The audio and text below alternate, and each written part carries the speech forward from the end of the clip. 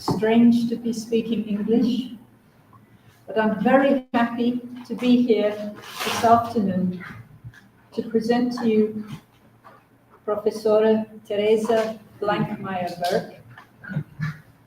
She's from the University of Gallaudet in Washington, D.C., in the United States.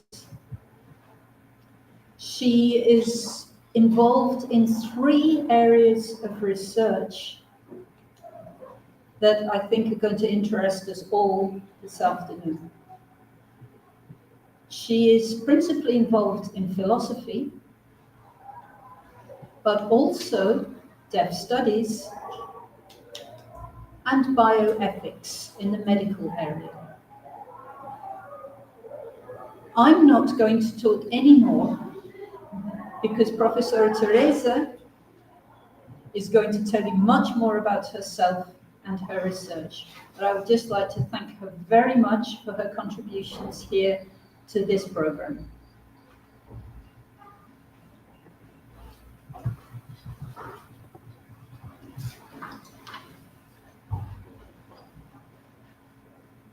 Okay, testing.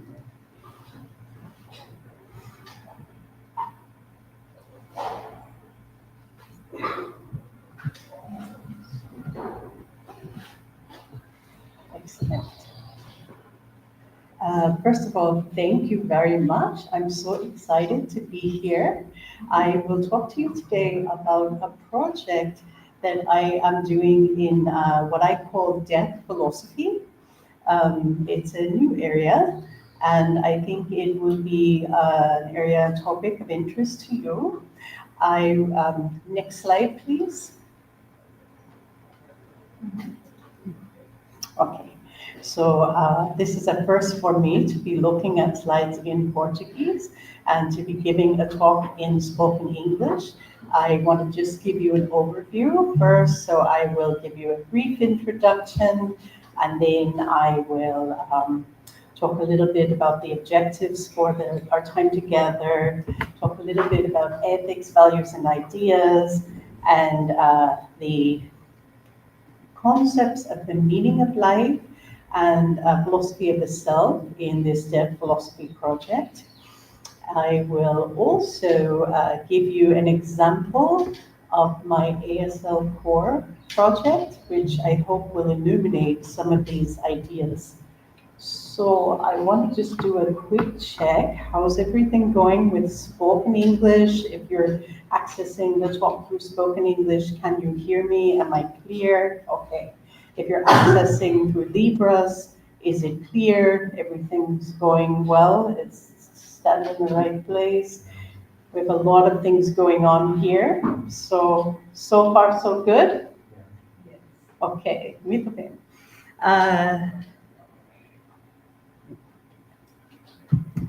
So I want to talk a little bit about why I'm using spoken English.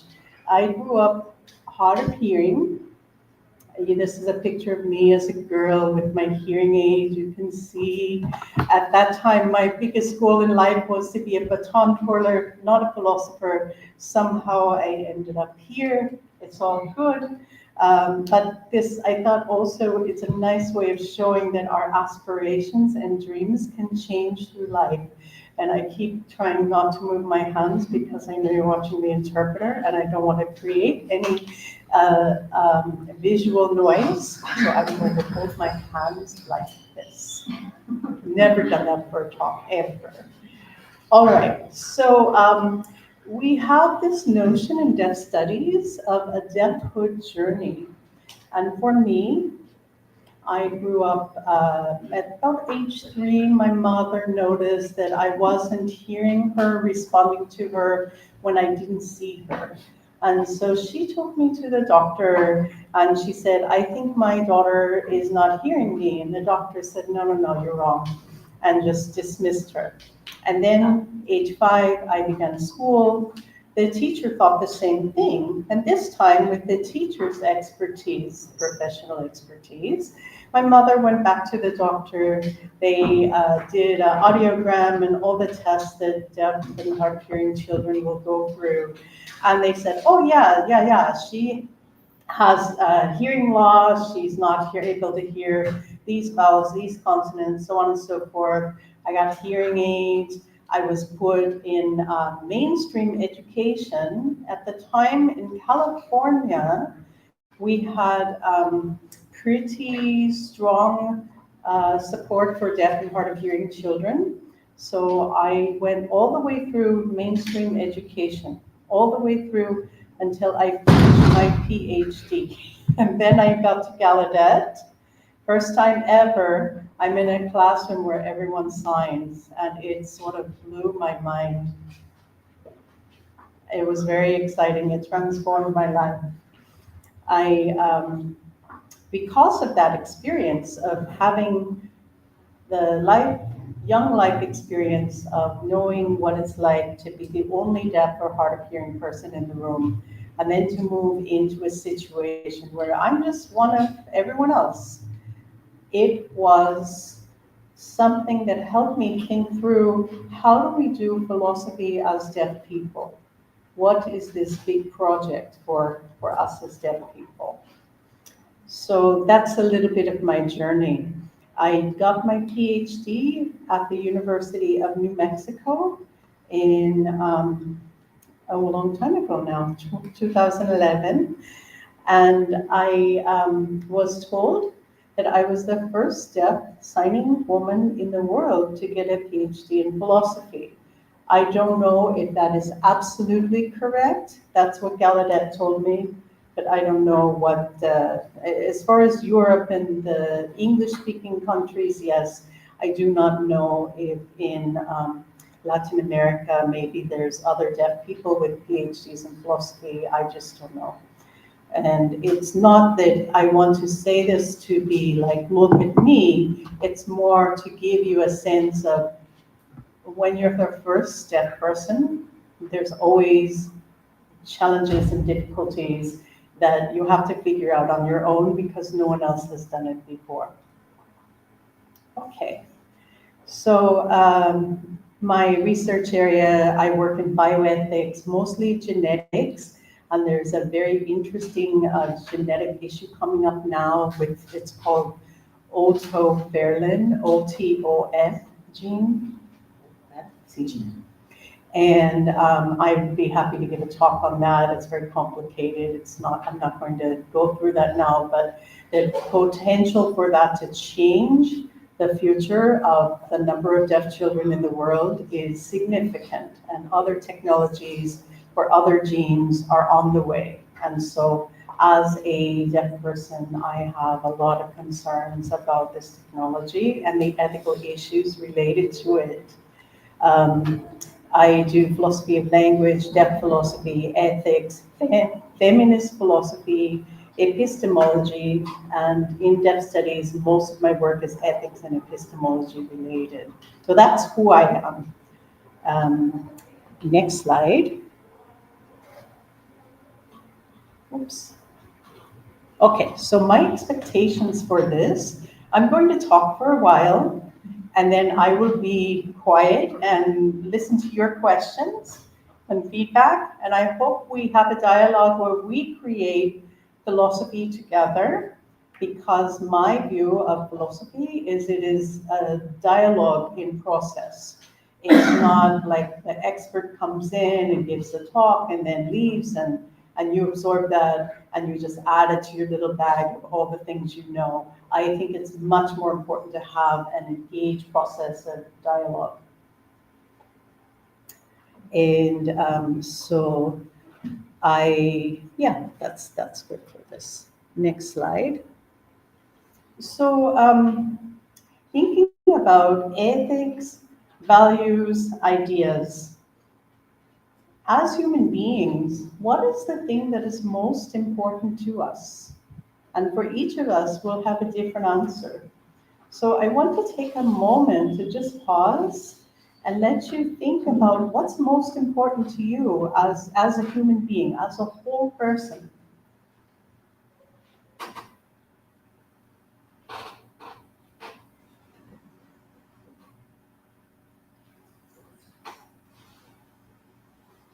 I know people want to reply. I want to do the philosophy part now, but I'm going to be quiet. We're going to have the talk first, and then we'll do the philosophy. So I'll give you my answer, and then we can talk more about your answers.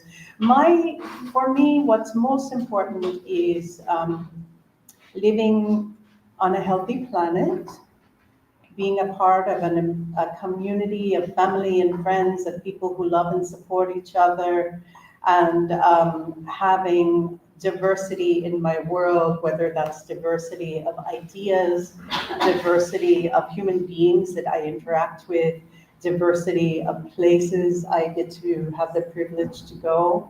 But these are some of the things that are really important to me as a human being as I travel through my years on this planet. The next question is a little different.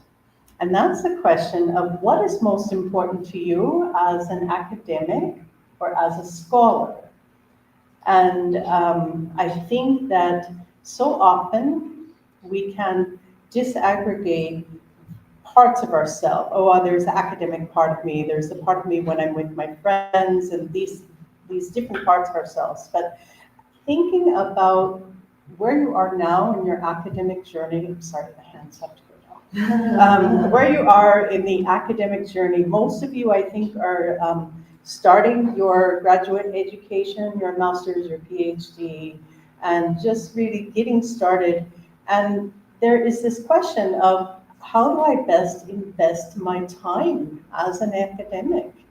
Where do I put my work?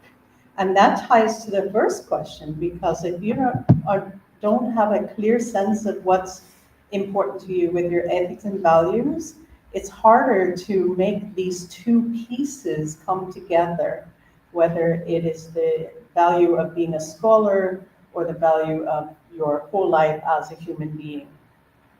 So this is a photo that is, I don't know who that is. I got it off the internet. I'm so sorry, but it looked like he was signing, and that's why I like it. Okay, next slide. Now we're going to dive into some of the concepts of the philosophy of the self and of the signing self. Now, the meaning of life in philosophy is an academic subdiscipline. So you have things like ethics, aesthetics, epistemology, logic, and you also have political philosophy, social philosophy. You also have things like meaning of life as a subfield. And in this subfield, one thing is we ask this question of what is my purpose in life? And there are different models of answers to that question of what is my purpose. So one model is the model of the big life project and how you structure your life so that all of your activity is aimed, all of your activity is aimed at this big life project, and everything that you do, you really want to move it in that direction. If you are a philosopher, maybe you're a little bit familiar with some philosophy, a philosopher named John Stuart Mill, who is known for his utilitarian ethics. He had utilitarian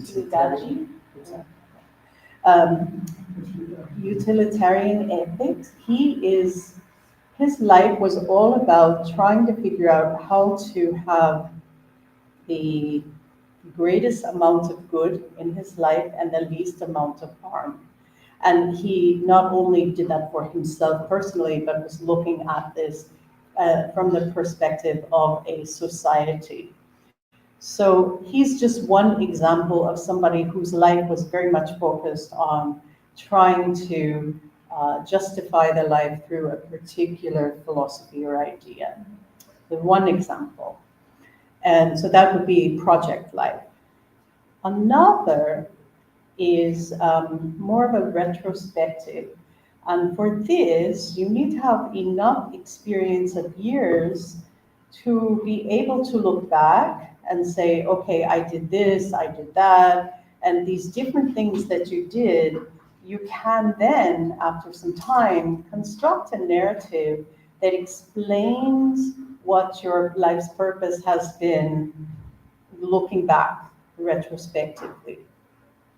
So that's a very different sort of approach. It's almost the polar opposite than the approach where I use John Stuart Mill. Now, there are many, many, many other models of this meaning of life, life projects, perspectives. But one that I like is this idea of a fragmented self. And part of the reason I like it so much is because I think it captures something that happens for us as deaf people. Not all of us, because we have so many different experiences as deaf people or members of the signing community. But let me give you a classic example, and I'll use my own example because I don't want to violate confidentiality with anyone. So when I was in first year college, university, I was taking a political science class. I thought I wanted to be a politician. And I thought, okay, I will go to this big conference at the Capitol in California. University students from the entire state of California were sent there. And I was very much in my, I'm hard of hearing, but I'm not going to tell anyone, and I'm going to pretend to be hearing phase. So I get there, and the same thing happens that always happens when I'm in a big group. You know, people are talking, I'm just nodding my head because I don't understand everything, but I want to look like I understand, and so on. And then I see in the corner, there's a group of people using sign language. And I knew just a little bit. I knew the alphabet. I could say like, my name is, and introduce myself. And maybe I knew like 100 words in ASL. But I was bored because I'd been at this conference and there wasn't a lot for me to get out of it. So I walked over to these deaf people. I introduced myself, and if the interpreter can pause, I'll show you. So I'm like, you know, I'm very awkward with signing. I'm introducing myself. And their reaction was beautiful. It was welcoming, it was inclusive. They just did something that many of us, and I don't want to cry because I'm so emotional, but it was such a moment of recognition that it shifted, it fragmented myself from before I was in the signing community and after I was in the signing community. There I go with my hands again. So I like this idea of the fragmented self because I believe it does a good job philosophically of explaining how our lives, in our lives, we can be in many ways different people in such a way that we've had a transformation of who we are. And so this is one example. There's one more. And this is the idea of what we call an aesthetic self. You often see artists will develop a way of living, and they might have, I just was reading about an artist this morning who decided to do performance art and art as life as art. And she decided that she was not going to speak to any other women for 28 years, where she decided she was just going to stop speaking to women and only speak with men. And she's now been in this process for 28 years. So this is an example of designing your life as art. She believes that, and she did a lot of other different things, but you construct your life and your life choices around some kind of artistic vision, whatever that is.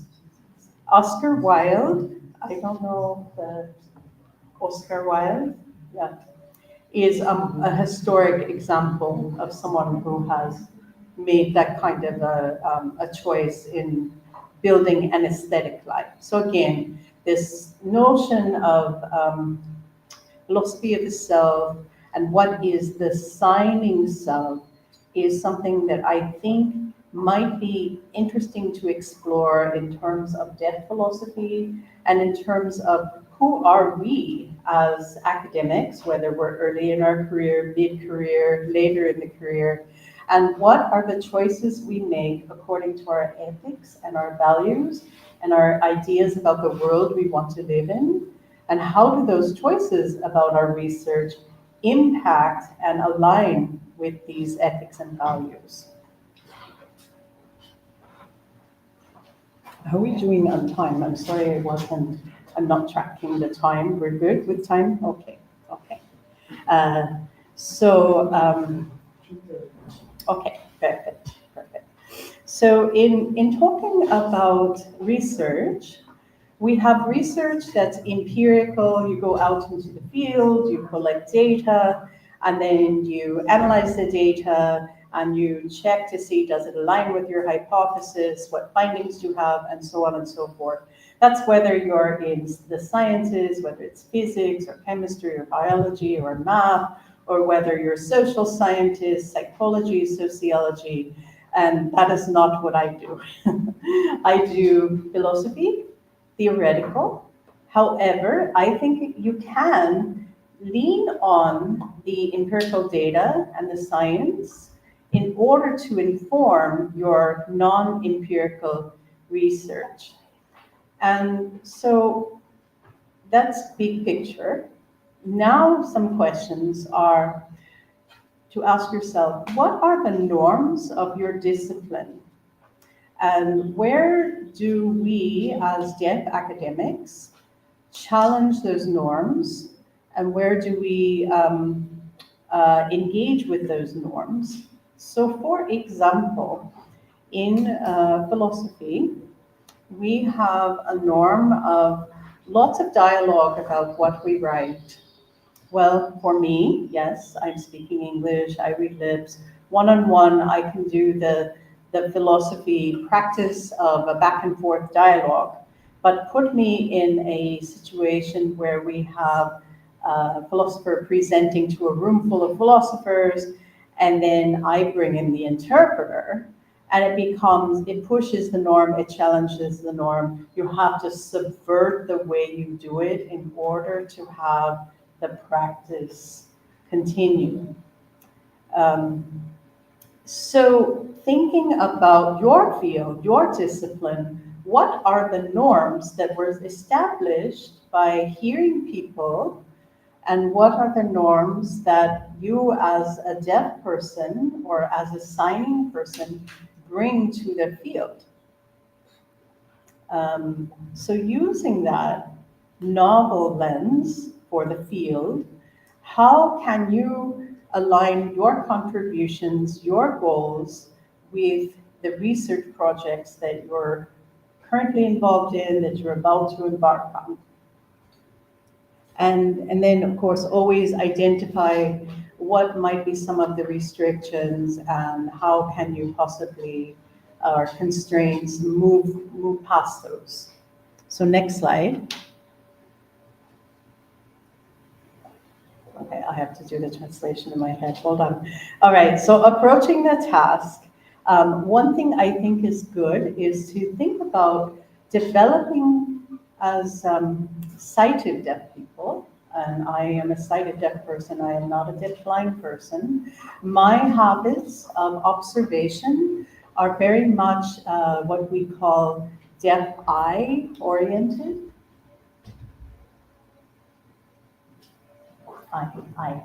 Oh, yes, I want to make sure we got that. Thank you. And so I observe a lot of different things, and not always the same things that the hearing people in the room might notice or observe. And so this habit of observation often will lead to questions. Again, going back to my project, my big project of deaf philosophy. There, in philosophy, we have a way of reasoning that we call inductive reasoning. You have a set of let's just call them facts or observations, And then from that, you try to pull out some idea from it. It's different than working with deductive reasoning where it fits a particular form and proof. So we humans all do this inductive reasoning. It's not like anything that's unique to deaf people, but deaf people are put in, we live in a society that is not designed for us. So our use of inductive reasoning becomes much more keen and attuned. And that is something that can benefit your research, because this leads us to question, why are they doing it this way, not that way? And that question is a way of saying, maybe this is something to pay attention to in research. So I encourage you to cultivate these questions, pay attention to how you are taking in the world with your eyes, what questions come up for you. Let's see. I want to talk a little bit about resisting just a simple answer to, I think that's important. Sometimes you have a question and you ask, well, why is it this way? Oh, it's just that way, or oh, because X, Y, Z. And push beyond that, go past that. And the last thing I want to mention, I've never explained this concept in spoken English before, so bear with me. In philosophy, we have this phrase of orthogonal approach. I have to use my hand, so I hope it's not going to be too distracting. So you have one person, one set of ideas here, one set of ideas there. And let's say the concepts of what people are talking about, it's using the same terminology, the same words. So you think, oh, it's like this. There's a lot of overlap. But suppose the words and the concepts, the words are the same, but the concepts grounding those words are different. So instead of this, where you have this area where you can all talk, you now have this area where it pulls apart. Okay, good. And this orthogonal thing is something to pay attention to. So even if you're having a discussion, the words are the same, what are the concepts that are grounding that? And again, going back to being in a signing community, being a deaf person, how do those influence what we're doing? You all with me so far? Still, so far so good. I know you're not philosophers, so I try not to bore you too much. Okay, so now, deaf philosophy, I've been talking about it, dancing around it. And so one question is, well, what is deaf philosophy? I get this from hearing philosophers all the time. And my answer is, well, I can look at it two ways. One is we can take all the questions, all the topics, everything that's in the world of mainstream academic philosophy, and we can just add a deaf twist to it. So in bioethics, you have questions about genetics.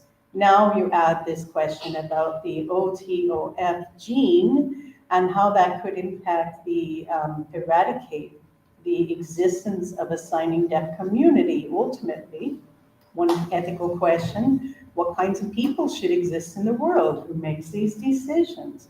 So you can take regular philosophy, mainstream philosophy, and just add deaf-related questions to it.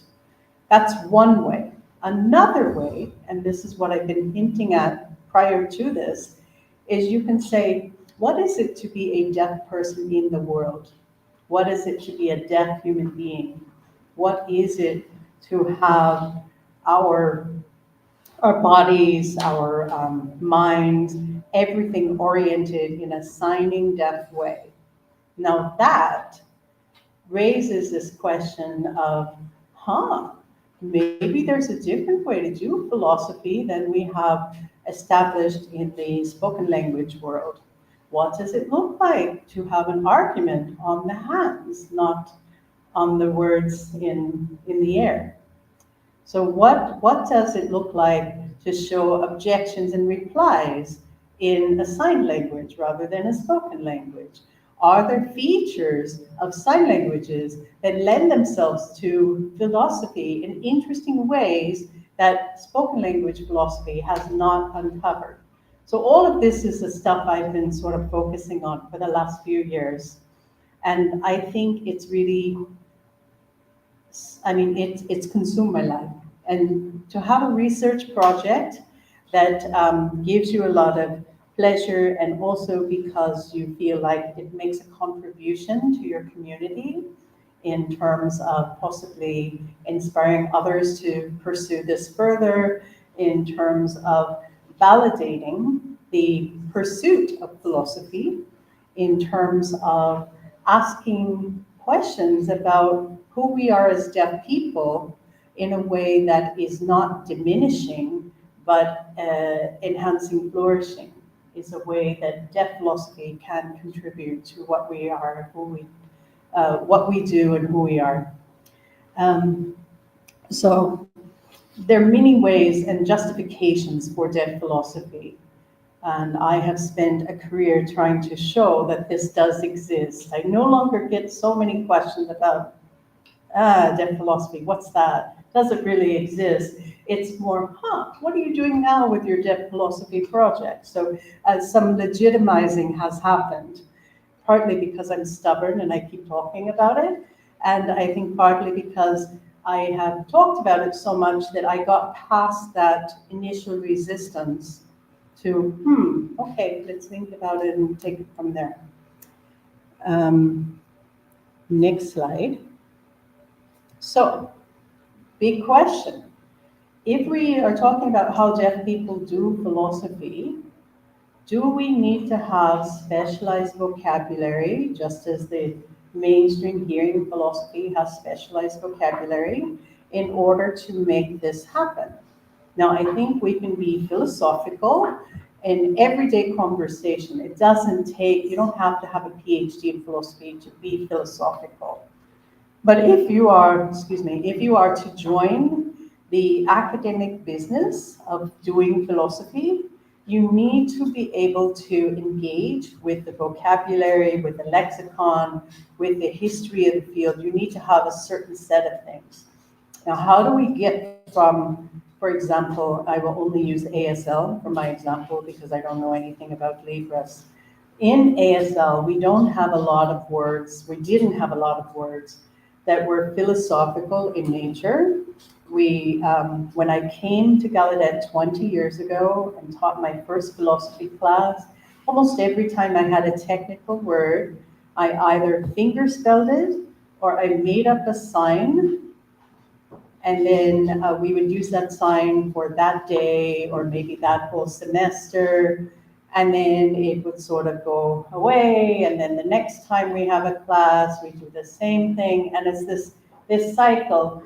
And I was never really satisfied with it. I started this when I was in graduate school, and I met up with a team of interpreters who had been interpreting philosophy at Rochester Institute of Technology, and Rochester University is in New York, and they have the National Technical Institute of the Deaf there.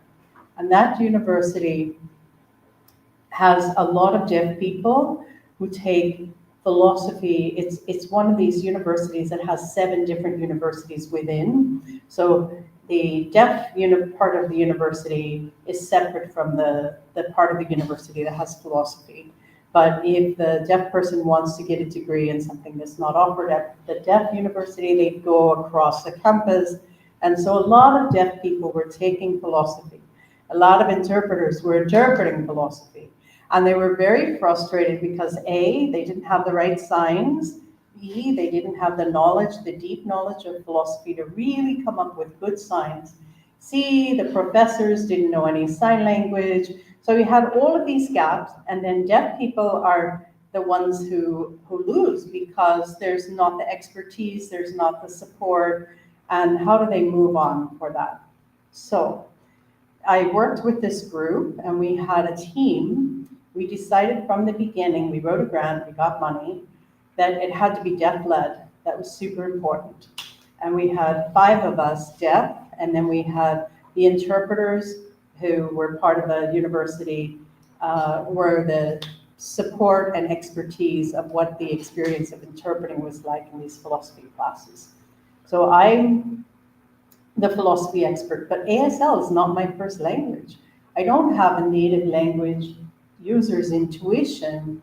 I don't know, oh, this sign is good and this one is not. So that's why we had 4 people. Of those 4, one is a very well-known, super famous in the US actor who happened to have deaf actor, who happened to also have, and poet, who had a master's in divinity and religion, which is pretty close, has a lot of overlap with vocabulary philosophy.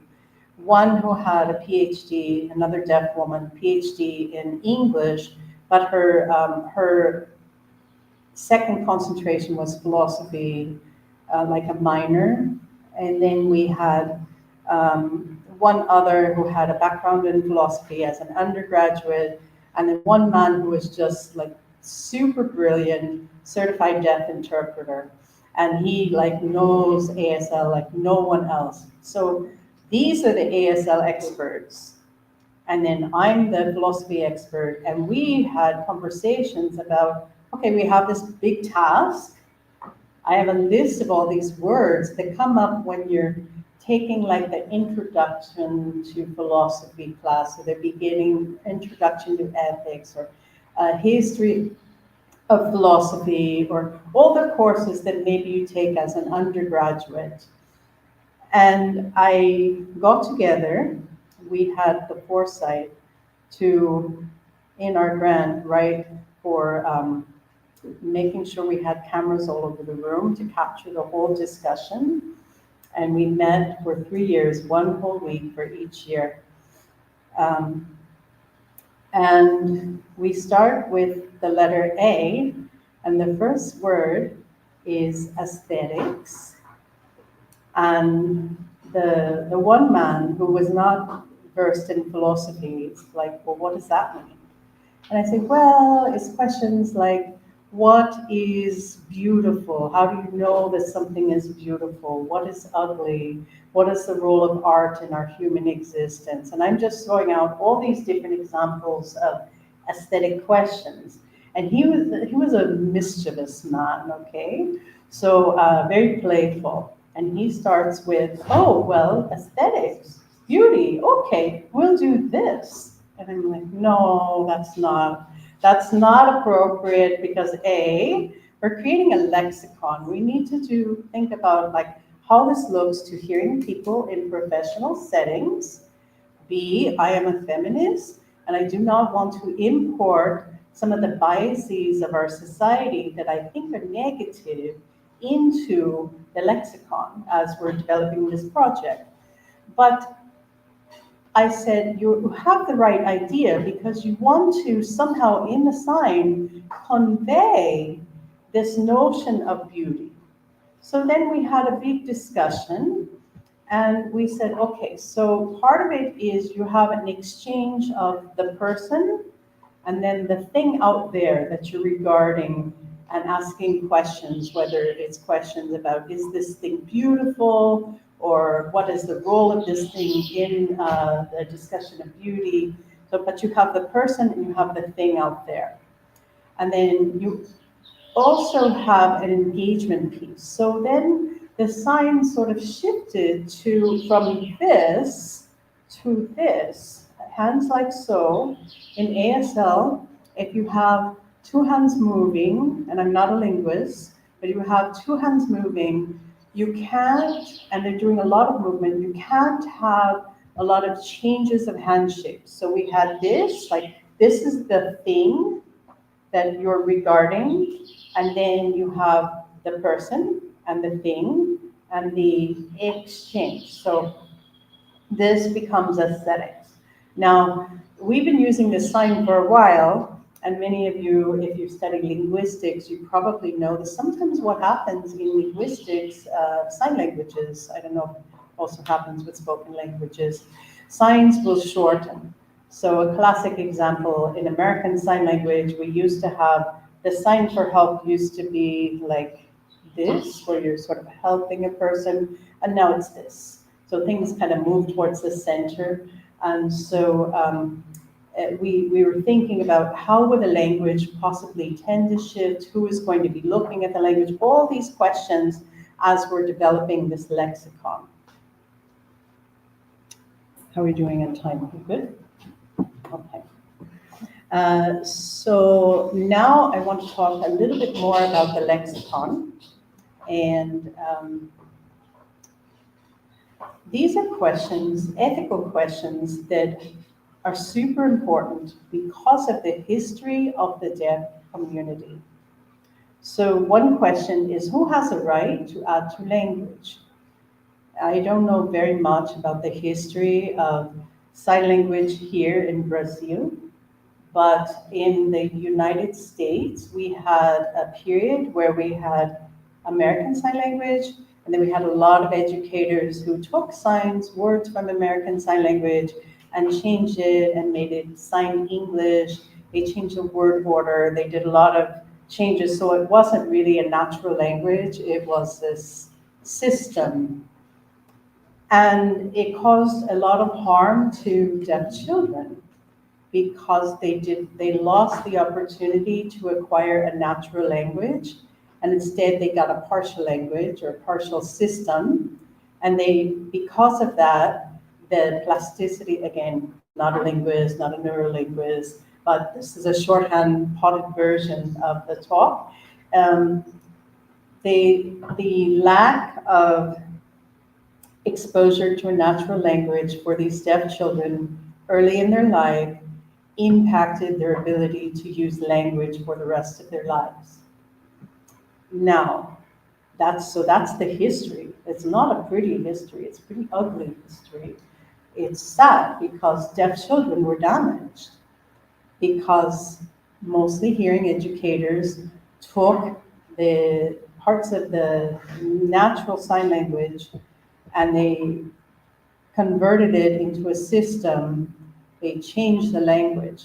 And here I am saying, oh, we're going to add to the language. We're going to add philosophy terms. But I'm very, very aware that we have this history of who gets to add language, who gets to add to a sign language, and who doesn't. And what harm can be caused when you add to a sign language. So that's one big, big, big ethical question. Another one is, and I referred to this a little bit about like the inherent biases of a society. When you add to a language, what are you bringing with you? What are your biases? What pieces are you bringing with you? I'm sorry, my eyes, I'm so used to being like teaching in a classroom and I'm like, oh, hands are moving. So the area of expertise is tricky. I talked about our project. So I had philosophy expertise and I had some expertise in ASL. I definitely had expertise for teaching philosophy in sign language. But I did not have the first language users expertise. And that's what my other team members had. And the other people, the interpreters who were part of the project, they brought their expertise as interpreters in philosophy classes where there's one deaf person and everyone else is hearing, including the instructor. And if we are to talk about who gets to add to a language, one question is, well, what's your expertise? And it's a very weighty feeling to have a sense that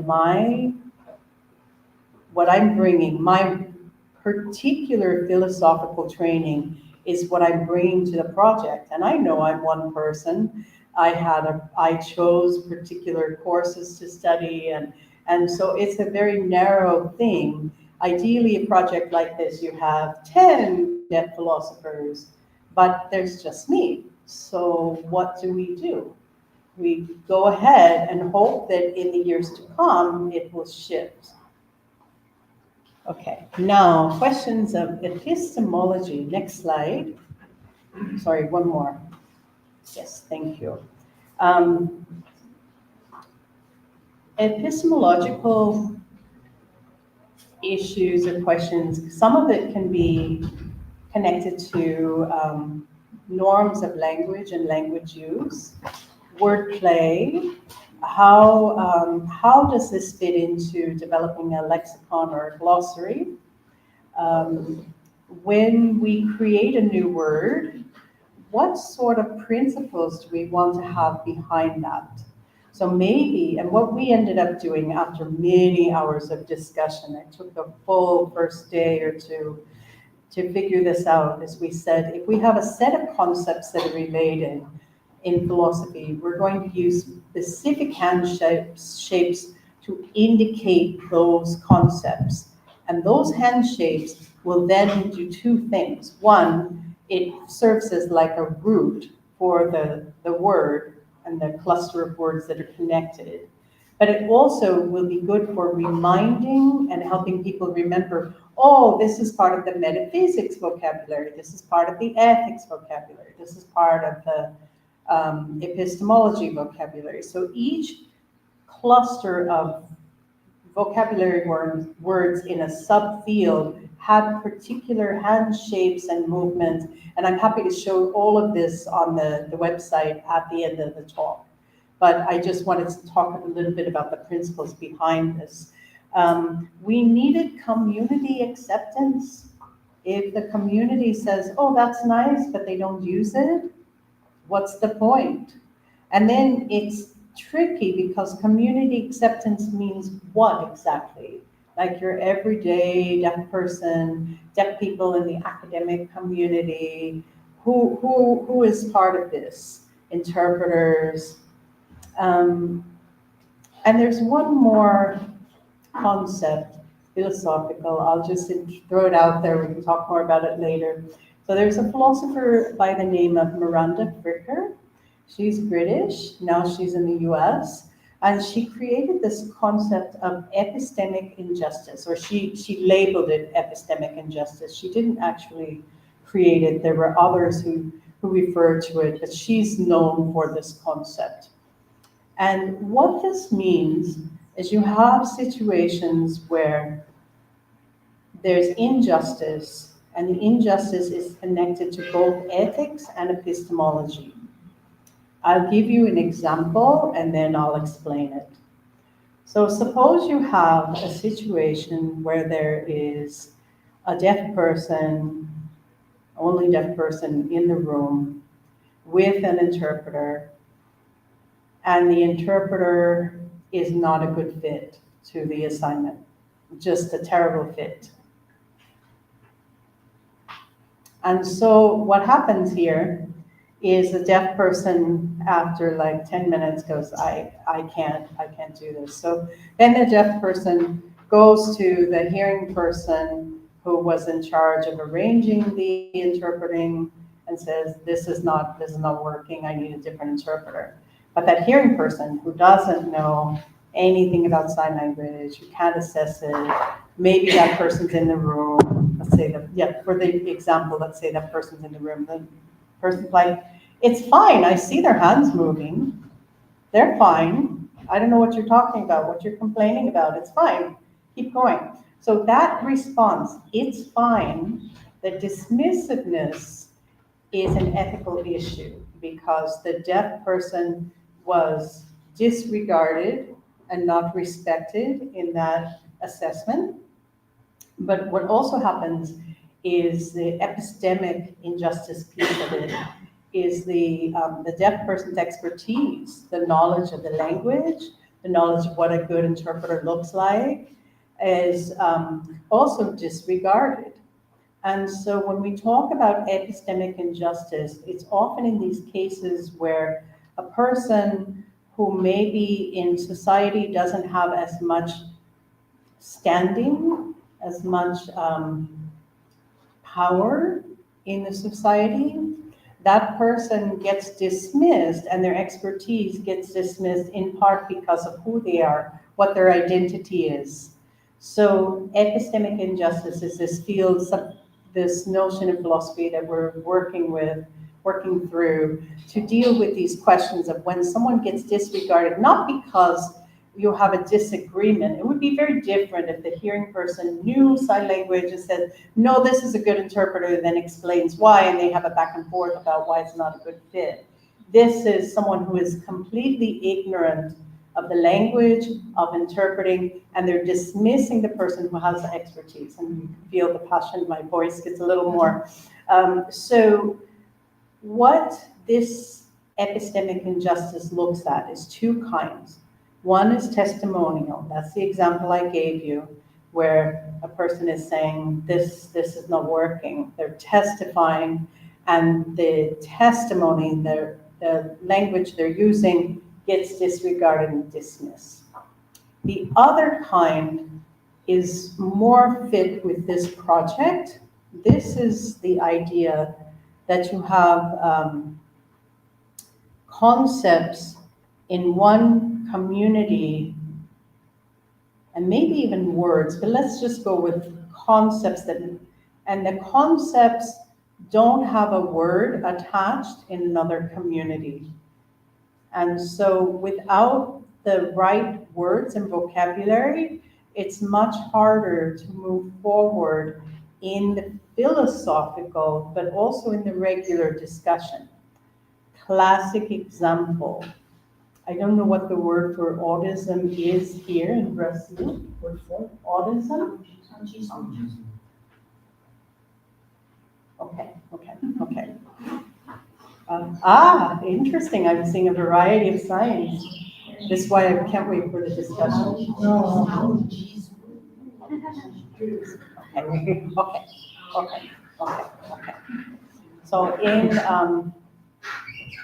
So that word comes up in the literature, the written literature, the academic literature. You start to see it in the 1970s, and to the best of my understanding, the American academic Tom Humphreys is the one who comes up with this term and starts using it in his writing. In ASL, we do autism because it's all about focusing on the ear. And so once that word was named, that concept was named, that feeling of every deaf person can explain, oh, I know what that is. But until you have the word attached to it, it becomes much more difficult to have these philosophical discussions about it. Another concept that is relatively recent that has been brought in through the signing deaf community is this notion of language deprivation. Now it's becoming much more commonly used, but it describes a particular set of experiences that is known in this community. And so words like this, concepts like this, have to be part of the philosophical lexicon because they're part of deaf philosophy. Here I go with my hands again, I'm so sorry. So some linguistics considerations, and this is my weakest area because it's not my field. So when we talk about the use of language, I do a little bit of philosophy of language, but only from a social perspective. So language can shape and reflect our social biases. And then you have questions as you're creating a lexicon. What feels natural to a native user and what signs don't work? And even like I'm learning Libras, and there's some hand shapes that I cannot, like 6, it just doesn't feel on my American Sign Language hands. Little things like that. You're just trying to figure these things out. Another one is when you are having philosophical conversations, there's certain ways of doing that have a linguistic structure and form. So all of these linguistic considerations, ethical considerations, epistemological considerations come together in this project of how do we create ASL vocabulary in philosophy so we can move with this project of deaf philosophy. The goal is not the vocabulary. The goal is to have the vocabulary as a tool to get forward. But the project of the vocabulary is also philosophically interesting. Next slide. Okay. So I've been talking about my philosophical lexicon and deaf philosophy, and you may be thinking about your research project, what you want to do with your academic career and your life, and how to get started. And one of the things, once you identify what you want to do, how it aligns with your values, is you need to think, well, what resources do I need? In my case, the resource I need a vocabulary that could be used by more than me, and that we could start to have philosophical discussions with. But in order to do that, I needed to have money, I needed to have a team, and all of these things. And when you're creating a novel project, you can get one of two responses usually. One is, oh, that's so amazing, that's really cool, absolutely, we're going to fund it. The other one is, what? I don't quite understand what you're doing. And there's a little bit of resistance. And I think so often for those of us working in sign languages who are deaf, we have to do so much educating of the people who control the money, who control the grants, who review the grants, that it becomes almost, it's not impossible, but it's much harder because we can't assume a certain basis or foundation of knowledge. And then the other part, this is my last question, and I think is my last point. If you are what we in the US would call an underrepresented academic, and usually in some fields that might mean it's connected to gender, in some fields maybe it's connected to your race or your ethnicity, if you're deaf, if you're hearing, if you're disabled, if you're gay, if you're trans, different kinds of identities can shape this. And if you are perceived as being part of a academic underrepresented group, you have the advantage of people notice you, and then you have a disadvantage of they notice and remember you. So if you misstep, and this is something I want to make really, really clear to deaf people in the room, if you're one of very few deaf people in your field, everyone's remembering you as that deaf philosopher, that deaf person. And if you come across as being too demanding because you're asking for interpreters all the time at every conference, and that costs money, and if you are viewed in ways that are not collegial, you can have your very early career can be sabotaged. And so it's really important to think in terms of not, okay, your ethics, your values, your project, your research, your advocacy, and the advocacy not just for the community, but for yourself so you can do this work. And then how do you do it in a way that doesn't get the hackles up of your, of the people in your field? And it's hard. I will not be the first to say that it's hard, but it's things that you need to strategize about. Next slide. Oops. That's English. I forgot to delete that. I apologize. Okay. So the ASL core project in philosophy has grown. So philosophy was the first one we did. Now they have biology and history and literature. It's a massive project. So that was really exciting. That was not my goal. That kind of the interpreters at the other university took off with that. But we have some really positive results. The money ran out.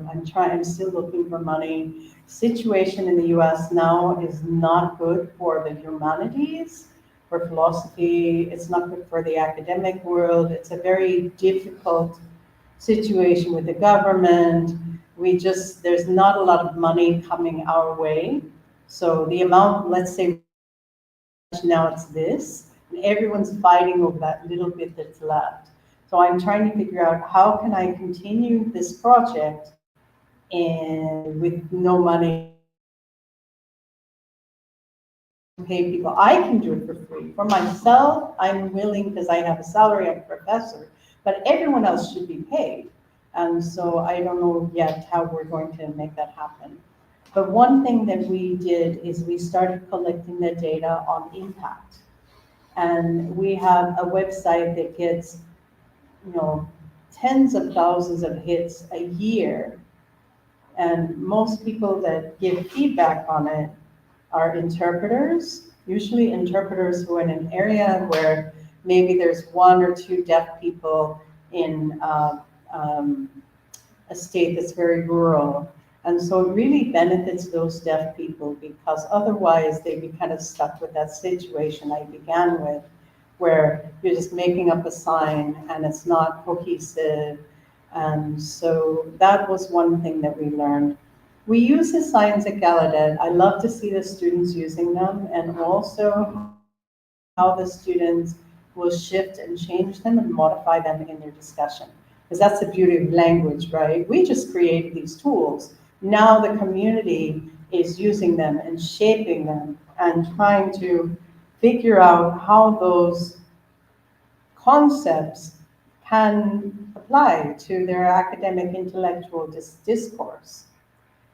And I have received so much feedback from deaf graduate students around the world who say, I didn't do my degree in philosophy, but maybe in English or maybe in political science, something connected. And we used the website and it was very helpful. And because, remember I said, one thing we did was we created these groups of signs. So if you have a hand shape and a set of movements for a particular cluster of concepts, they could use those roots of the hand shapes, and then apply that and move forward by creating their concept and their signs for their field and aligning it. So that's super, super gratifying. And I'll wrap up here. The last is just coming full circle. So, what matters the most? What is going to be your orientation to your research? And the picture here, yes, I work at Gallaudet in Washington, D.C., but that's not my original home. I have two homes. I grew up in California, and then I lived in New Mexico, where I still have a house. This is a big week for Albuquerque, New Mexico, my town, because we have what's called the Balloon Fiesta. And this fiesta is 10 days of hot air balloons, about 1,000 hot air balloons. It's incredible. So you see the one balloon, the color in the sky and the nature. Think of that as a metaphor for you with your research, just sort of launching. Okay. And then last, thank you. I know different languages, and I hope I've given you something to chew on, and I look forward to the discussion. So thank you. Okay, let's go on.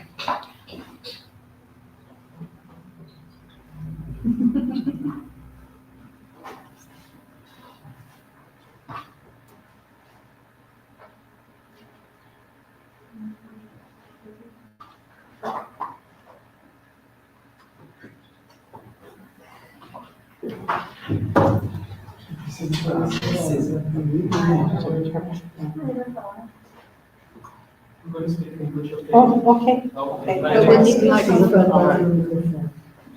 Hi, my name is Mike. Nice Hi, to Mike. meet you. Really nice to meet you. Nice to meet you. My English is a little rusty, but I'm going to try speaking English anyway. Okay, okay. And I love philosophy. I love it very much. And there are many topics that I want to translate in sign language, because I feel that those are knowledge that are fundamental for all humans being having access. Mm-hmm. And anyway, But I'm already working in a translation of one book, the Kybalion. Okay. You know it? Kybalion. Kybalion. Yeah. Anyway, it's a philosophy study. Okay. And I've been facing some challenges. For example, as a hearing person, it's really hard for me to make this translation in a way that I don't bring just signs, you know, because sometimes I can use a sign, but the signs, like the deaf person who's going to look to the sign doesn't know what it means, or even a lot of times there is no sign for the word or for the concept. And I talked to a deaf friend about it, and I tried to explain some sentence, and he translated those sentences for me, and it was amazing. It was like, oh my gosh, yes, I can do this. This is possible. We can do this. I definitely cannot do it by myself, but we can do this. Like, I can bring this impact using sign language. I can bring the same impact that it is for me. But my question is, I have to see you. what do I do? Sorry, Otherwise I I'm miss. sorry. No, it's okay. Go ahead. What do I do when it comes to this concept and terms that already is too complex, even for hearing people?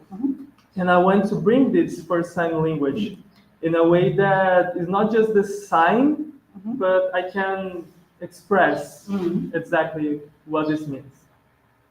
Make sense? No, I'm not sure I got the question. Do you mind? So the No, question yeah, is, sure. The question is, how can I make this translation, these terms of philosophy, and bring this to sign language in a way that I don't use just the signs, because sometimes the signs doesn't have it does explain for itself. Yeah. But I don't know, I think it's a little hard to express the topics in philosophy to sign language. You know? Okay. I got it. Thank you. Thank you. I like the question very much. And my answer to that is going to be partly it's the lexicon, the vocabulary, but so much of my answer is going to be me thinking about, I've been teaching philosophy for 35 years now. No, wait, how old is my daughter? 32 years. And so 20 years at Gallaudet, and then in English at a hearing school university before that. And when I moved to Gallaudet, so I was an experienced philosophy teacher by the time I got to Gallaudet. But what I didn't know was how to teach philosophy in ASL. But I did know the deaf community because I've been in it for a while. I knew the language. And I know that there are ways. I worked in social services with deaf people, some who had limited language, whether it was their reading language or their signing language, but they were victims of a failed deaf education system. So they did not have a robust one native language. But what we could do is, in explaining things to them, we could almost always explain concepts or some ideas through stories. Now, sometimes you need 2 or 3 stories to make the point, but stories and narrative play a huge role when I teach philosophy at Gallaudet. And I think, my field, ethics, it lends itself very naturally to that. If I were teaching logic, it's a little bit different, but you can do it in all the branches. We have a small department, so I teach just about everything. And so if your goal is, now translation is a little bit different than teaching, I recognize that. But sometimes the way to get to that point is through the stories and through the narrative. And once that point is clear, then what can happen is a dialogue of, here's a sign for that. And we just saw this today. Like, there were a couple of times where I was watching, trying not to watch the interpreters, but also watching them out of the corner of my eye. And they're in real time adjusting the sign to fit the meaning better. So translation, and I'm distinguishing that from interpreting. I don't know if you mean that point of, with the sign language translation, we're talking about frozen text. So you're recording the text rather than interpreting, which is what is happening live here. So I don't know if that answers your question. Okay.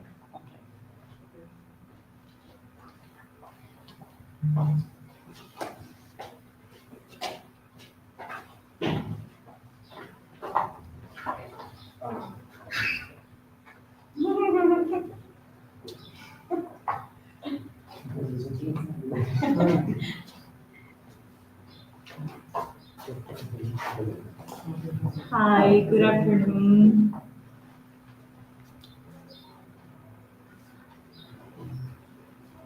Okay, so I really enjoyed your lecture. I watched it all. One part specifically about deaf philosophy, I got that. And I was just wondering, well, I grew up in a deaf school. I went to a deaf school. I graduated as well. So I had I had hearing teachers of philosophy, but they knew Libras, they knew sign language. So normally, when we talk about deaf philosophy, we mainly talk about high school, and thinking that some public schools here in Brazil sometimes even start on like in the sixth year and the sixth grade. That's okay. But I've been thinking at Gallaudet, there at the US. So how does it work in America? For example, do you have deaf philosophy from the beginning, like from the beginning of the school? From which grade? Only in high school? How does that work in the curriculum of Gallaudet, for example, and in other schools in the US as well?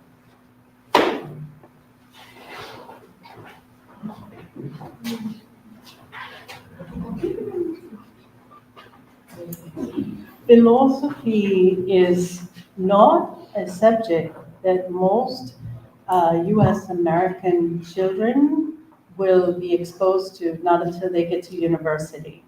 So there's nothing in high school, there's nothing if they're in elementary school. However, there are a couple little small projects. There's a project sponsored by the American Philosophical Association called Philosophy for Children, where philosophers will go to schools and bring in like philosophical discussion. But I don't know if you came in a little bit late, you might have missed a point that I made earlier.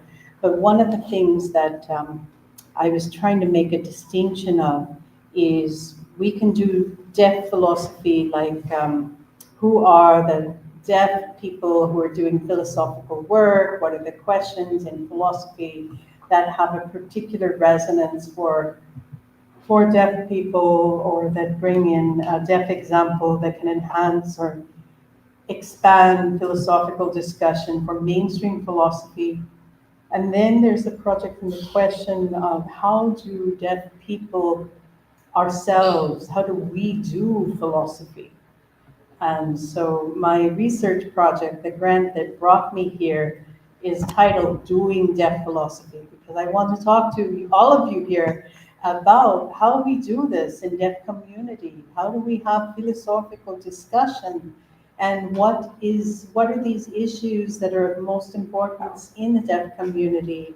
And how are these questions being integrated with the discussion of philosophy here at this university, at UFSC, or in Brazilian mainstream hearing philosophy, and that sort of thing. So yeah.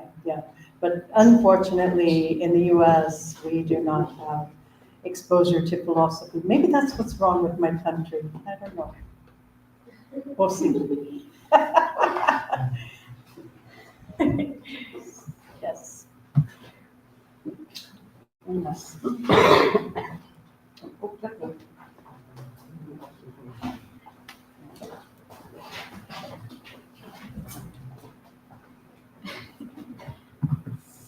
So it's the first time I meet you, and I really liked your lecture. It's really beautiful. I was touched, and it's very nice to see that you're the first deaf philosopher with a PhD on it. So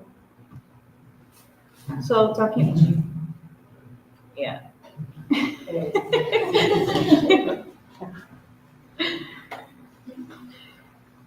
So I had two important points that I'd like to highlight. It's ethics and deaf philosophy. So how those two concepts intertwine.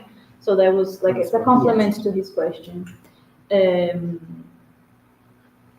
So I was just wondering, in the past, there at Gallaudet, how do deaf people, how do they have a voice? How do they have an opinion in creating this deaf philosophy? How do they overcome autism, for example? Or how, like the deaf way of being, for example, how do they overcome salary differences and all of that, compared with hearing people, for example? So many of these things that we value in ethics, how do we do that? How do deaf people overcome that? For example, here in Brazil, we have some deaf people that would like to do research in philosophy, maybe, or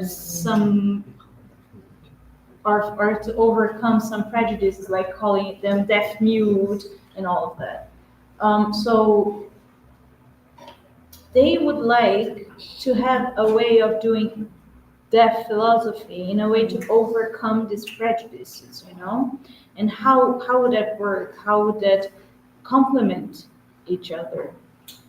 And knowing that deaf people have this inside of themselves, there's something built within, you know, how to express themselves. But we see that in the hearing world, there is a limitation to that. There is a denial to that.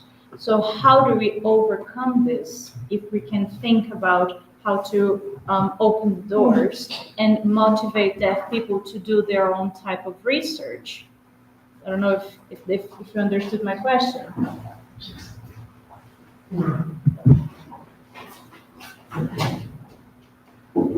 Thank you. You raised such important points. I don't have an answer for how we transform society, but I do have a couple of little things, bits of information that I want to just throw out, and then I'll try to give you a more rounded, holistic answer. So at Gallaudet, I want to make sure, I was told, well, I know at Gallaudet, I was the first signing deaf woman to get the PhD, to work as a professor of philosophy, deaf, at Gallaudet. There was a man who was, we overlapped by one semester, deaf man, first deaf person in the US for sure, and in the US and Europe to get a PhD in philosophy. His name was Dr. James Haynes, a brilliant man. He was my friend. He's missed every day. And when I joined the department, and he had been there for maybe 7-8 years before I got there, possibly 10. It was the first time when I joined the department that we had 2 deaf and 2 hearing. And now, so even philosophy in the long history of Gallaudet, more than 150 years, 160 years now, only maybe the last 30 years have had deaf philosophers teaching philosophy. It's always been hearing people who sign, but the hearing experience is different. The hearing way of doing philosophy, the hearing practices of philosophy is different. And so that in itself is one challenge. Everything okay? Yeah. Okay. Right. The other thing I want to mention, yes, there's the ethics as the academic enterprise. What is right? What is wrong? How do we know this thing is right or wrong? What are the reasons and justifications? What's our argument? What are the weaknesses and strengths of the argument? The back and forth of philosophy. And then there's the ethical, what we call applied ethics, where you have a real life situation that you identify as not ethical and unjust. And you, as a human being, remember I started with for our human values and what matters most of us, we have to say, how do we move forward to that? And because we have this phenomenon of what we call, some of us at Gallaudet use the expression, deaf solitaire, where you have one or maybe two deaf people in a field, so they're alone, and it's very hard to move a massive institution. I mean, the practice and field of philosophy is thousands of years old, and you have now like one deaf person. How will you transform that and shift that? So one thing you can do is you can try to somehow figure out to have allies, identify allies. And I did this in a very small way in the US by using the internet and noticing, oh, philosophers like to have all these, when blogs were popular, lots of philosophers were blogging. And so I jumped in. I couldn't jump into a spoken language conversation easily, but written, because of my background, because of my strengths with writing, I jumped in. I'm like, hey, I'm a deaf philosopher. I have a different take on this. And so I got to join the conversation, and people got to know me through that way. So that was one avenue. But the problem is deaf education. I don't know, again, what it's like here in Brazil, but in the United States, so much of it is a roll of the dice. What city were you born in? What kind of deaf school is in that city or in that state? Is it oral? Is it sign language? Is it bilingual, bicultural? Is it cochlear implants, everyone? And so there's so many variables. It's really hard for me to give a response for like what one individual could do. But I think part of what I'm seeing, I feel like my career, if I divide my career into thirds, so I have the first part where I'm just struggling to get tenure, to get done. I quit my PhD. I was done with hearing people. I was so frustrated. I was like, I'm done. You guys win. I walked away. And then I broke my ankle, and I spent almost a year like on my back with my leg up and trying to heal. And I thought a lot, and I said, no, I'm not going to let them win. I'm not. I'm stubborn. And I went back and I begged, because they kicked me out of the program. I went back and I begged, and I ate crow and just, okay. And then I did it. I got my degree and so on and so forth. But it's so hard. It's so hard. And when you're just one in a field, it's very, very difficult. So speaking of the first part of my career, just getting to the point where I get the job, and then proving myself.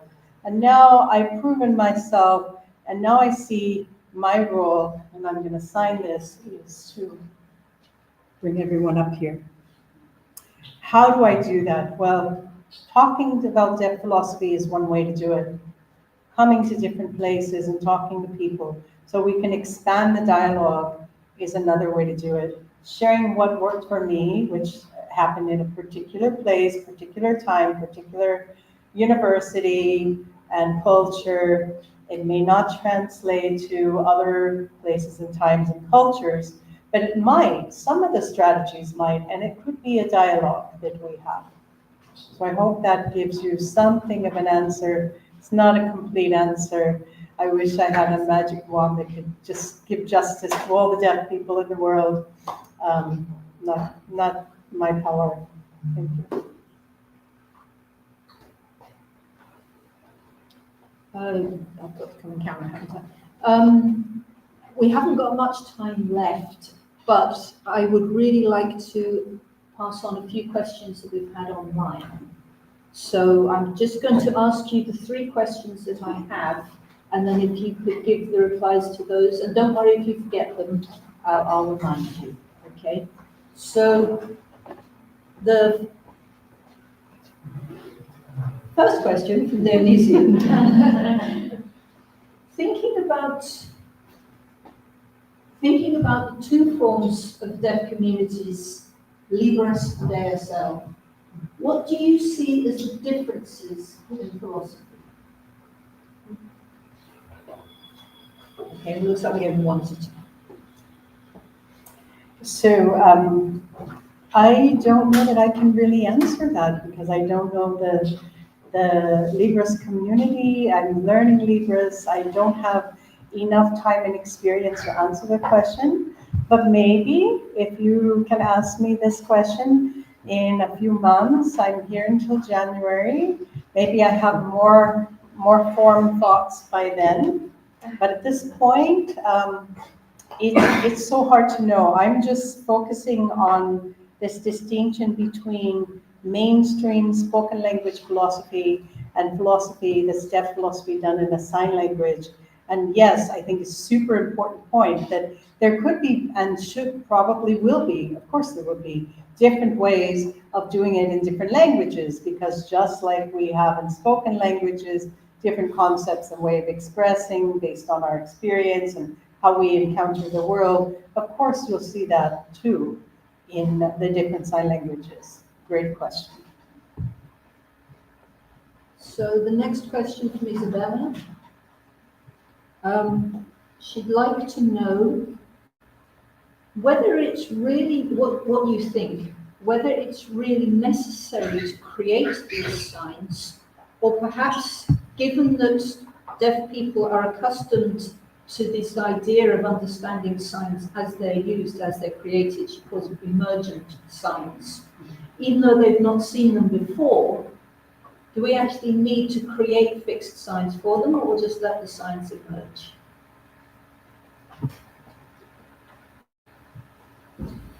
Another excellent question. I think the context is important here.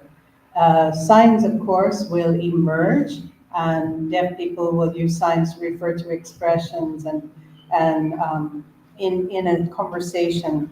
But in an academic philosophical context, so for example, let's say I'm going with my students to the American Philosophical Association conference. My students know the vocabulary, the English vocabulary, they know from the readings they've done. I, of course, know the vocabulary. And we get interpreters, but we don't have fixed signs. What happens then? This is an example of why it's important to have, for particular settings, especially formal academic settings, if you have a set vocabulary, those students who have studied philosophy in different universities now have vocabulary where they can have these conversations. Now, maybe they change the sign, maybe they throw it out, and that's part of the process of language. But I think for formal academic philosophy, it's super important to have fixed vocabulary. For informal conversation, very, very different. And I think that sort of language emerging is a really good way of looking at it.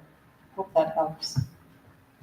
Thank you. And the last one, I'm going to take the last two questions together. These are from a deaf woman, and she would like to know, how can what you've been doing, your methodology of approaching philosophy at Gallaudet inspire teaching practices, both at UFSC and in her other question was perhaps to be applied at the school level, bilingual schools here in New Zealand.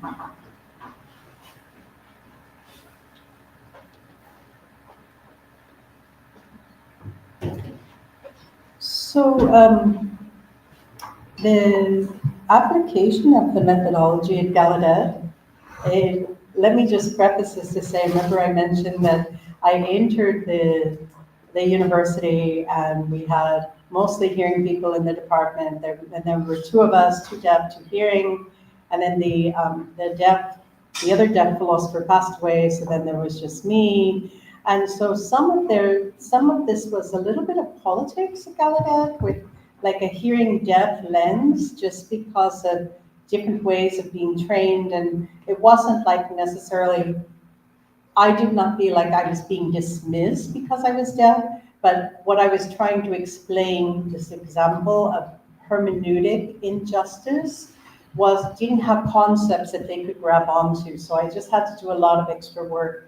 Now, I think if we want to talk about how can we apply this methodology, bring this methodology, expand the methodology to UFSC, we need more conversations. I'm very happy to talk to anyone. My Libras is not so great, but international, I can do okay. And then we can try to figure out, even if we have to have like, use Google Translate and have written language dialogue, that's fine. I think the idea here is we try to figure out how we talk to each other. I'm in building D, Sala 622. And then for bilingual schools, I absolutely have such a passion for doing philosophy with children. And my reason for it is children are natural philosophers. You know, children ask questions like, why is the sky blue? And they're asking not for the scientific explanation, they're asking out of their curiosity about the world and how it works. Why does this happen, not that? Why is this person doing this thing, not that? And so it's such a natural thing to do for children. And then also for ASL, and I'd be very curious to know if this is similar to Libras. So in ASL, we will often structure a dialogue or sentence with, this thing happened, and then why? So we have this back and forth where you start with the conclusion, then you have the question, and then you follow up with all the reasons. That's philosophical reasoning. That's a pattern of philosophical reasoning. We do this naturally in our language. And so for doing deaf philosophy with children in ASL, it's a very natural thing. We can kind of move with that. We also count off our reasons. We use position for the objection and the reply. There's so much that we do in American Sign Language, and probably I bet there's a lot of features in Libras that overlap, that philosophy, bringing this philosophy to children could be such a cool thing and give them a sense of what's out there in the world for them. Thank you. I've had a one-word message from Professor Huarli saying, finish. So we've run out of time. So just going to just stand here for a moment.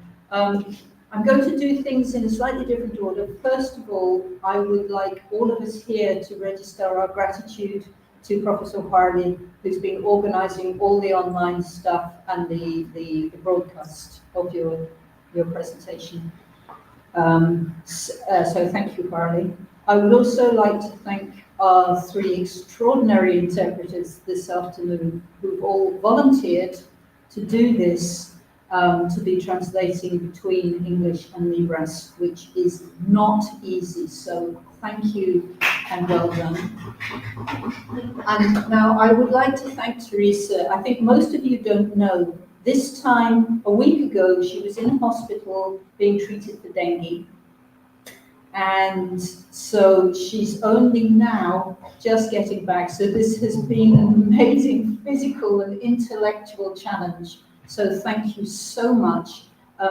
And I think it's been a privilege for all of us to be here today, to get this new idea, a deaf philosopher talking to us about deaf philosophy here at UFSC. It's been marvelous, thank you. So just as a small thank you, some English tea for you.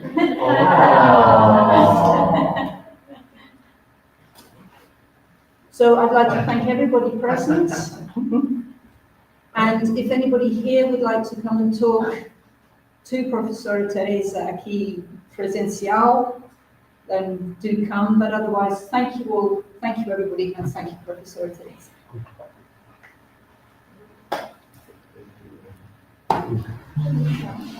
Thank you.